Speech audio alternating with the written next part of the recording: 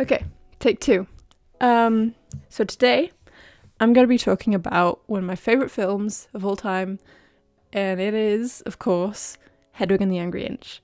I'm also going to be drawing some outfits from the film, similar to that video that I did a while ago on Legally Blonde.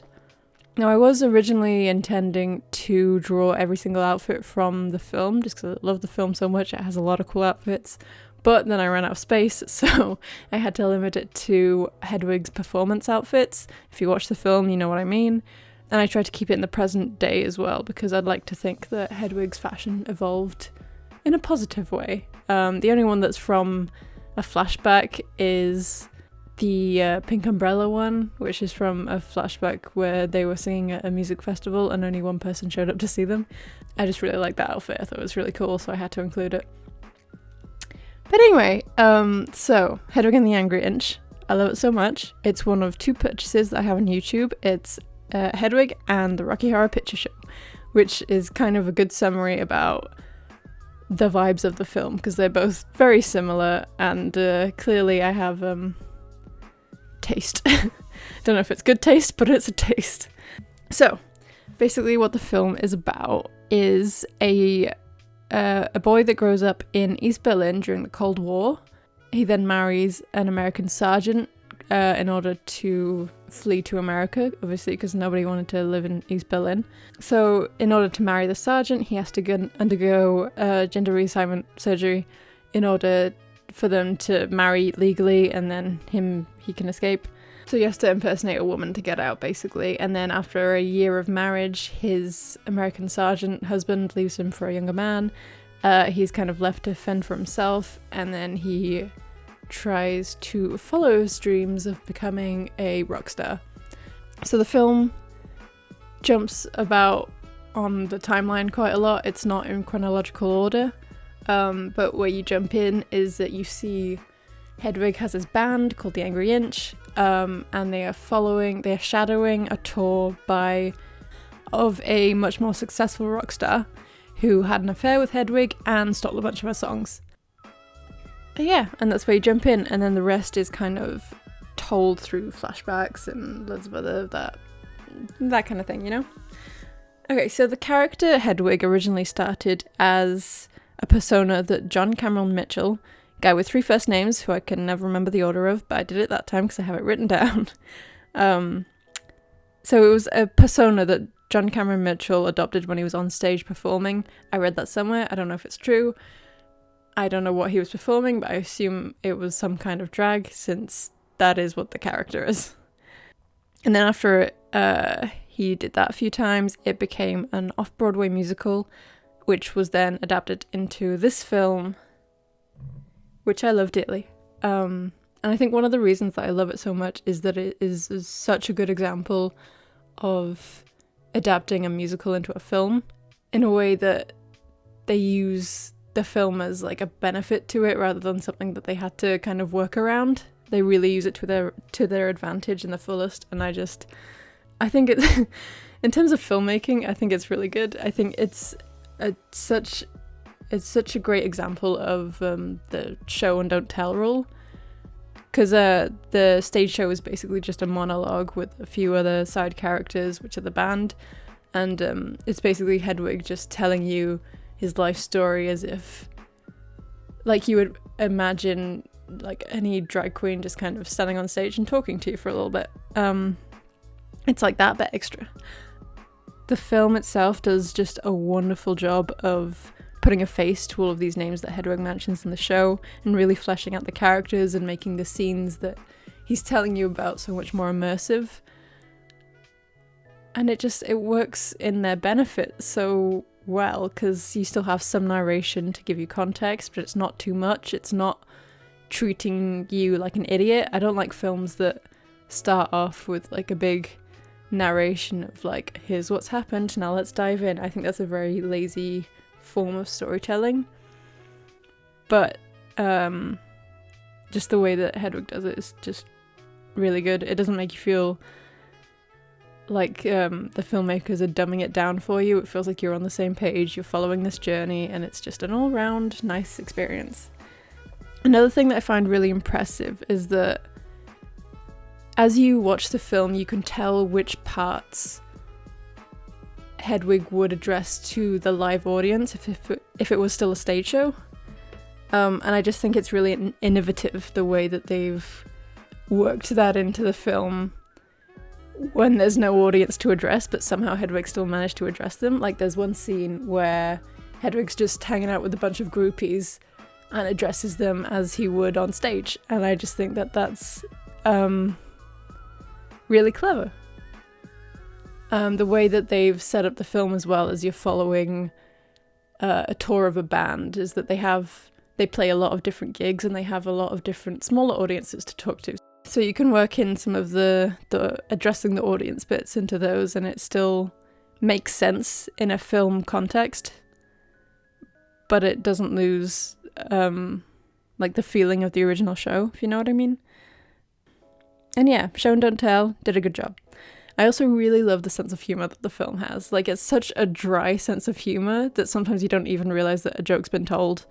And I think that works really well because it suits the character, and also it doesn't leave pauses where it's expecting a laugh. You know, you only have to laugh if you got the joke, and the flow's never interrupted when a joke's told. So if you don't get the joke, it's fine. You just move on and you're none the wiser, basically.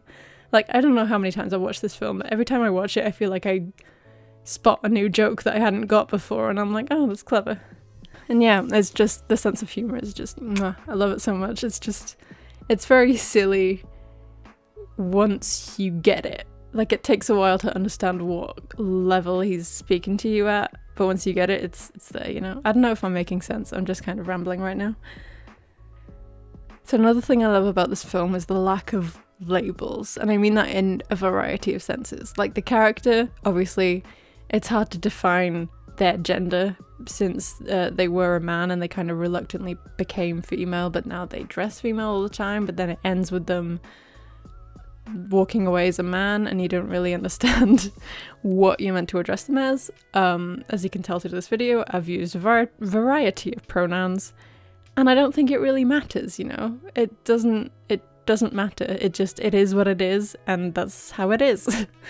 God, I'm so eloquent. But yeah, also labels, or lack thereof, in the sense that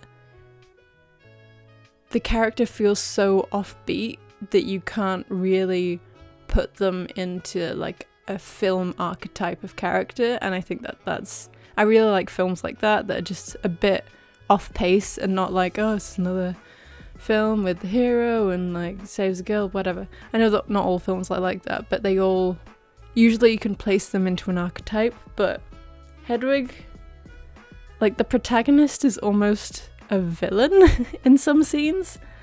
Just like, they're not good or bad, they're just a person, and you're following a person's story, and obviously people make mistakes and make choices that not everyone agrees with, but it makes sense for that character. Like, a lot of the time when you watch a film, I feel like you're just yelling at the TV being like, you made the wrong mistake, you made the wrong decision, you're stupid, that's not what you should have done. But with this character, I feel like you just have to accept it because that's just who they are.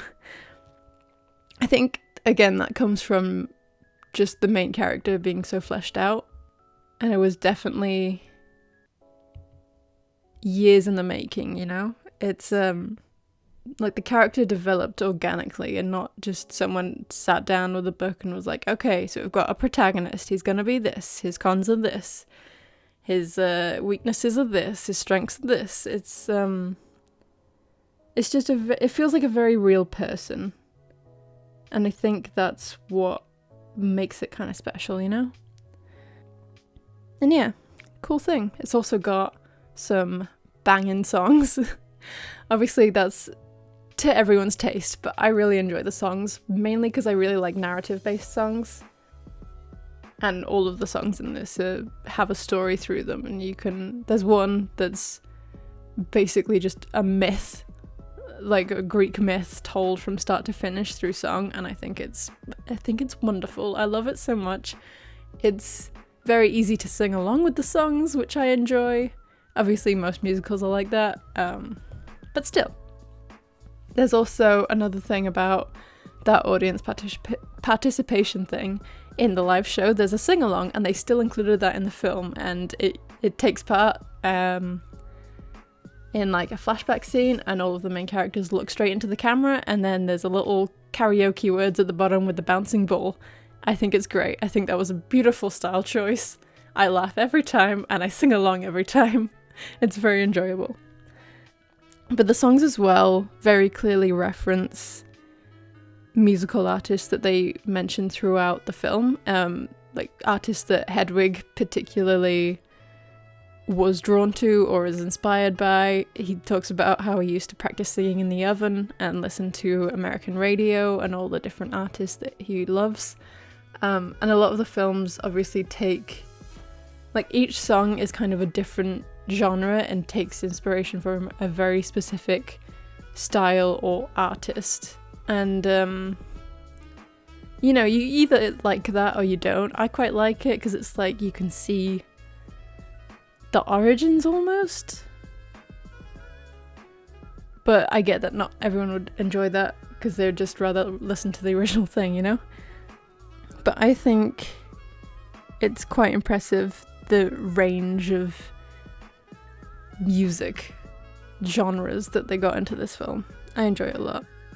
They did have to cut one song out from the stage show that Hedwig's now husband, who wants to be a drag queen, sings.